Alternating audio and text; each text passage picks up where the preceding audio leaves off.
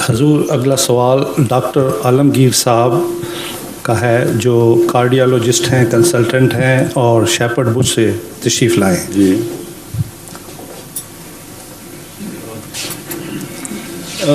کیا حال ہے ڈاکٹر صاحب، خیریت سے ہیں؟ جی بالکل ٹھیک ٹھاک. کارڈیالوجسٹ ہیں آپ ماشاء اللہ؟ جی میں کارڈیالوجسٹ ہوں.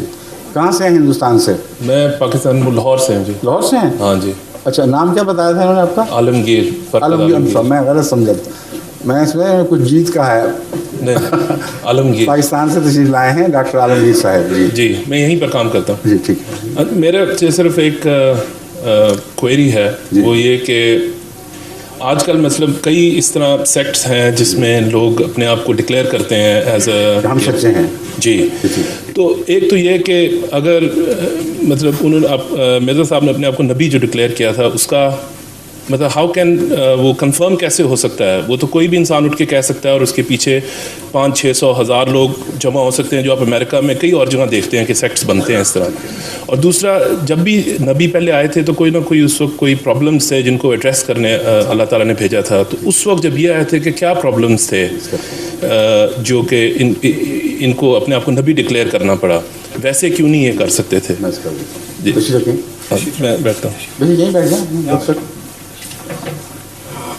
پہلی بات تو یہ ہے کہ نبی ڈکلیئر کرنا پڑا ظاہر کر رہا ہے کہ انہوں نے کوئی منصوبہ بنایا تھا کہ میرا کام تب چلے گا میں بطور نبی اپنے آپ کو پیش کر سکوں اور پھر میں مسائل کو حل کروں گا. یہی ہے نا اس میں پوشیدہ بات یہی دکھائی دے رہی ہے. تو اس سوال کے اندر مضمر ہے یہ بات، اس کے بغیر سوال بنتا نہیں. ورنہ آپ سوال خدا پہ کرتے کہ خدا نے ان کو کیوں بنا دیا. ظاہر بات ہے کہ آپ یہ مان نہیں رہے. میں سمجھتا ہوں آپ کی بات، آپ کو حق ہے.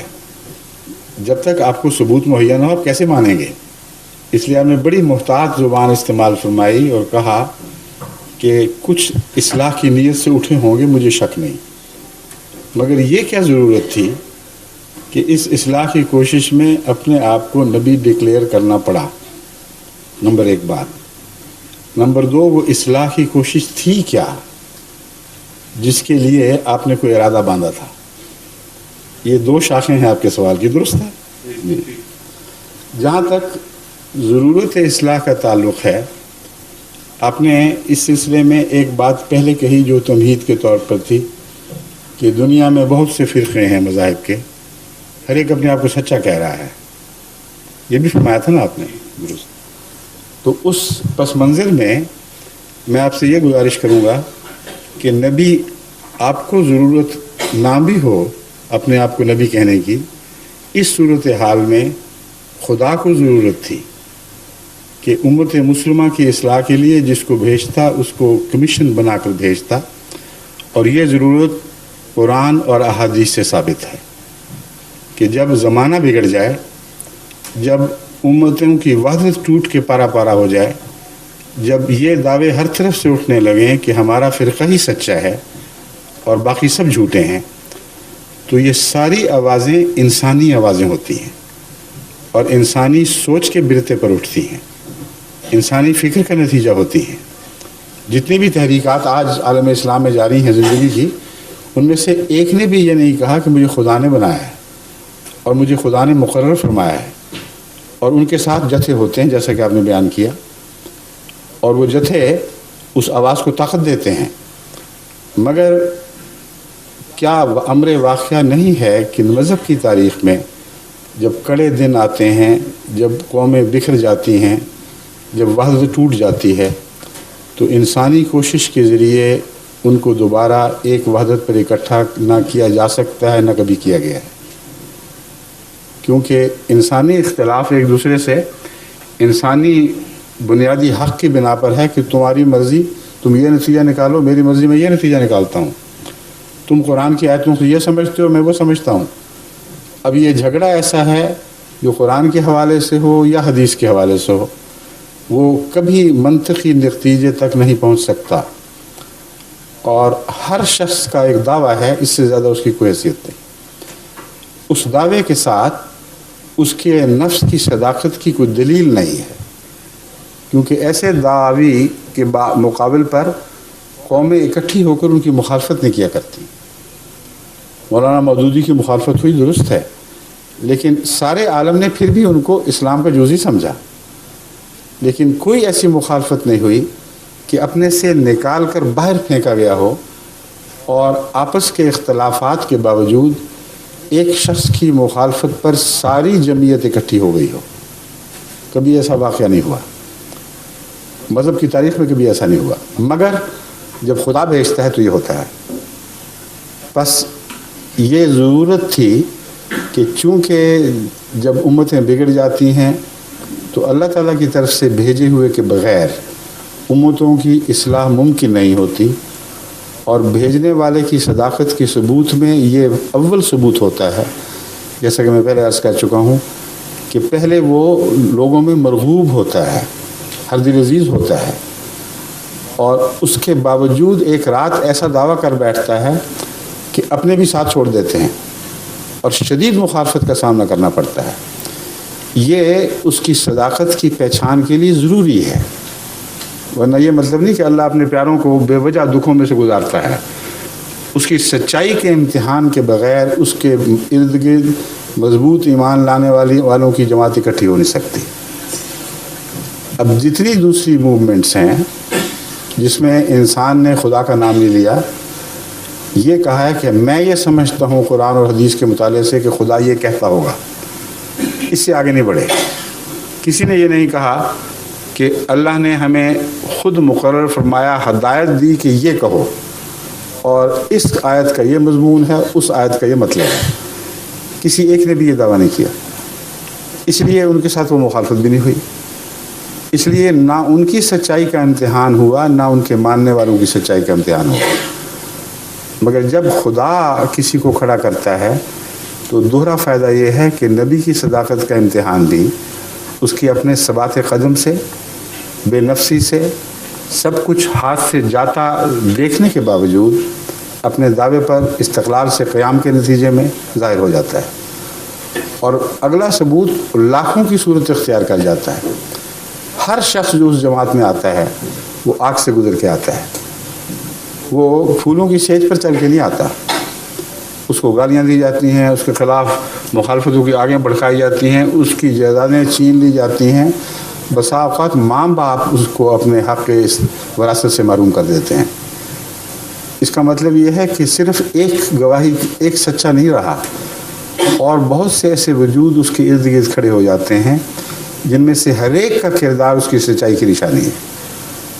اگر اس نے یقین نہ کیا ہوتا، اگر اس کو کامل اعتماد نہ ہوتا کہ اس شخص میں کچھ سچائی کی علامتیں ہیں، تو وہ اپنی دنیا داؤ پہ نہ لگا دیتا محض اس خیال سے کہ شاید سچا ہو. کامل یقین کے بغیر انسان اپنی دنیا کو اپنے ہاتھوں سے لوٹا نہیں سکتا. اس وعدے پر کہ جنت میں جاؤں گا، اس وعدے پر بھی اگر ہو، اول تو جنت کا خیال ہی درپیش نہیں ہوتا. ایسی صورتوں میں جنت ہو یا نہ ہو، جنہوں نے حضرت اقدس محمد مصطفیٰ صلی اللہ علیہ وسلم کا ساتھ دیا ہے، وہ جنت کے دعوے کے مطابق جنت کے وعدے سے نہیں دیا، بلکہ آپ کی صداقت کو پہچان کر دیا ہے. پھر ان کے لیے ممکن نہیں تھا کہ آپ کا دامن چھوڑ دیتے. بس ایک سچے نے ارد گرد سچے پیدا کیے. ایک سچے کی مخالفت نے مخالفت حاصل کرنے والے یا مخالفت کا نشانہ بنائے جانے والے اور سچے پیدا کیے جو ثبات قدم کے ساتھ قائم رہے. کوئی طاقت ان کو اپنے رستے سے ہٹا نہیں سکتی. یہ دوسری وجہ ہے کیوں خدا کو اپنی طرف سے کسی کو مقرر کرنا پڑتا ہے. پھر جو ان مصیبتوں کے بعد دین کو قبول کرتے ہیں، کیونکہ محض للہ کرتے ہیں، ان میں پھر خدا والوں کی علامتیں پائی جاتی ہیں. یہ ہو نہیں سکتا کہ وہ اپنی جائیدادیں لٹا دیں خدا کے نام پر اور پھر کرپشن کی بدبختی میں مبتلا رہیں. وہ بدجانتی اسی طرح کریں، دنیا کی حوث اسی طرح جاری رہے، کیونکہ یہ تضاد ہے کردار کا. ایک طرف اپنی چیز اپنے ہاتھ میں آئی ہوئی خدا کے نام پر یوں چھوڑ دی جیسے اس کی کوئی قیمت نہیں، دوسری طرف پھر دنیا کما رہے ہیں. یہ ہو نہیں سکتا. تو سوسائٹی کی اصلاح کے لیے ضروری ہے. یہ ناممکن ہے کہ ایک کرپٹ سوسائٹی محض جماعتوں کے قیام سے درست ہو جائے. نہ کبھی دنیا میں کسی نے ایسا ہوتا دیکھا ہے، نہ اب ہو رہا ہے پاکستان میں یا دوسری دنیا میں۔ کتنی بڑی بڑی جماعتیں قائم ہوئی ہیں، کتنی بڑی دین کی باتیں ہوئی ہیں، کتنی بڑی دین سے وابستہ حکومت کے قیام کا اعلان کیا گیا۔ ضیاء الحق کی تاریخ کوئی بہت پرانی نہیں ہے۔ کتنی بار زبردستی مسلمانوں کو نماز پر قائم کرنے کی کوشش کی گئی، کتنی بار یہ کہا گیا کہ بے حیائیاں چھوڑ دو، اسلام کی طرف آ جاؤ، اب تمہارا قانون تمہیں اجازت دیتا ہے کہ جس طرح چاہو اسلام پر عمل کرو، اور پھر قانون نے پوری حفاظت دی۔ کیا آج سے 10 سال پہلے کا دیانتداری کا معیار پاکستان کا وہی تھا جو آج ہے؟ کیا یہ پریسپیس سے نیچے نہیں گر چکا؟ کیا تیزی کے ساتھ سارا ملک بد اخلاقی اور بے حیائی میں اس طرح بگٹٹ نہیں دوڑ رہا جیسے کسی پہاڑی کی چوٹی سے کسی کو نیچے پھینک دیا جائے؟ یہ کیسے رک سکتے ہیں؟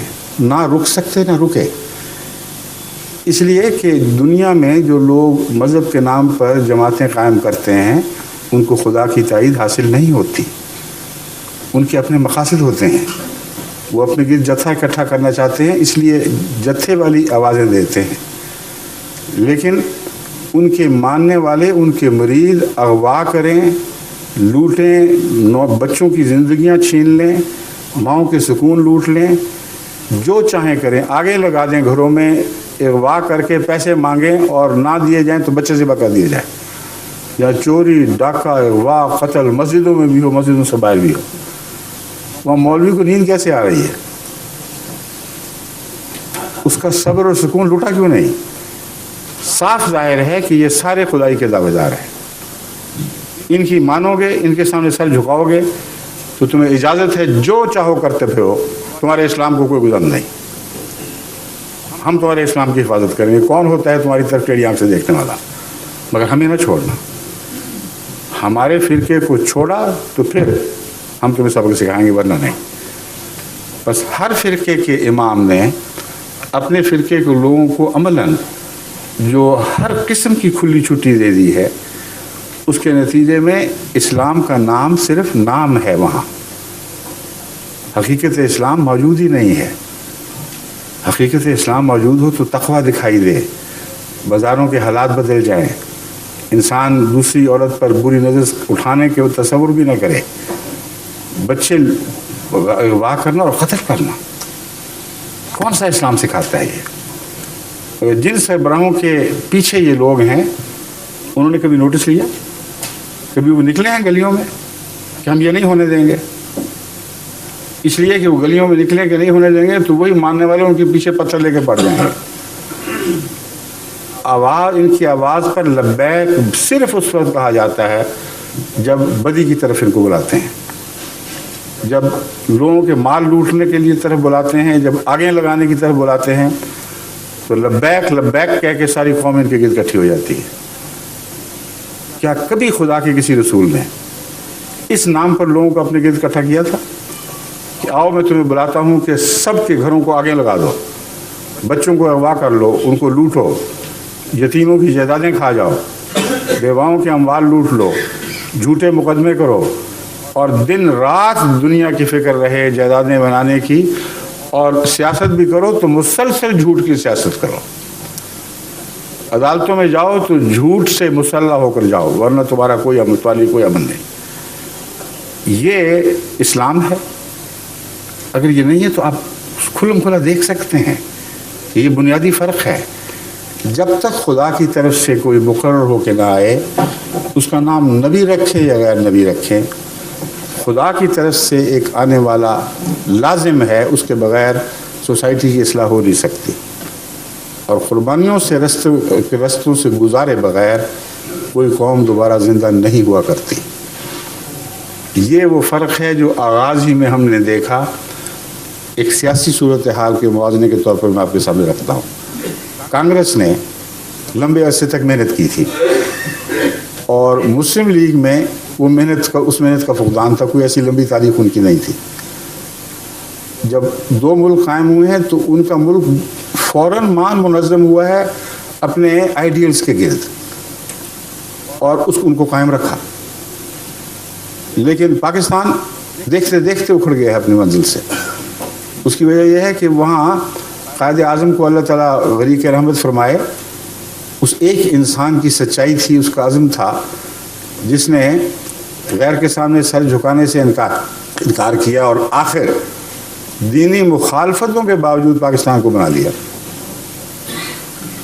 اب کیا ہے, اب وہ تجربہ کار, وہ محنت کرنے والے جنہوں نے پاکستان کمایا تھا وہ تو نہیں ہے, لیکن جنہوں نے سارا زور لگا دیا تھا کہ پاکستان نہ بنے وہ ملک پہ قابض ہو چکے ہیں, اور دین کے نام پر. تو یہ کھیل ہے, تماشا ہے, یہ حقیقت ہے. ان باتوں کو پہچاننے کے لیے کسی تحریری دلیل کی ضرورت نہیں ہوا کرتی, ایک نفس کی اندرونی دلیل ہے جسے قرآن کریم بینہ فرماتا ہے. ہر نفس کو خدا نے قوت بیان عطا کی ہے, یعنی بولنے کی نہیں بلکہ تمیز کرنے کی قوت. اور اس قوت کے حوالے سے آپ ہمیشہ سچ کو جھوٹ سے ممتاز کر کے دیکھ سکتے ہیں. بس لمبی تفصیلی بحث کی بجائے جو بہت وقت چاہے گی, میں حضرت مرزا صاحب کے متعلق یہ عرض کر دوں کہ آپ اس ٹیسٹ پر پورے اتریں جس پر پہلے انبیاء پورے اترتے آئے ہیں. آپ ہندوستان کی سب سے زیادہ اس زمانے میں غیر مولویوں میں سب سے زیادہ مرغوب شخصیت تھے, اور لوگوں کی نظریں آپ پر اٹھ رہی تھیں. ہندوستان کے طول و عرض سے آپ کی تعریف میں مقالے لکھے جا رہے تھے. ایک رات آپ پہ کیا گزری کہ سب کچھ اپنے ہاتھ سے چھوڑ دیا. سب سے بدترین انسان کے طور پر دنیا کی نظر میں آپ نے سر اٹھایا ہے, اور پھر خدا نے ان کو نہیں چھوڑا. پھر جماعت ارد گرد جمع ہونی شروع ہوئی سخت مخالفتوں کے باوجود. آج بھی یہی ہو رہا ہے. تو یہ اصلاح کا ایک ہی طریق ہے, ایک ہی نسخہ ہے جو خدا نے آدم سے لے کر آج تک ہمیشہ استعمال کیا تو اصلاح کی ضرورت اٹھی. ویسے ڈاکٹر آپ بہتر جانتے ہیں کہ جو نسخہ تجربے میں آیا ہوا ہو اسی کو انسان دہراتا ہے. جو نسخہ تجربے سے ناکام ثابت ہوتا چلا جائے اس کو کبھی کوئی معقول ڈاکٹر اٹھا کے اپنے مریضوں کی زندگی برباد نہیں کرے گا. بس یہ نسخہ جو ہے پاپولیرٹی کی, مجالس بنانا, تنظیمیں قائم کرنا, یہ تو مذہبی دنیا کا قدیم سے رواج ہے, مگر چلا کبھی نہیں یہ نسخہ.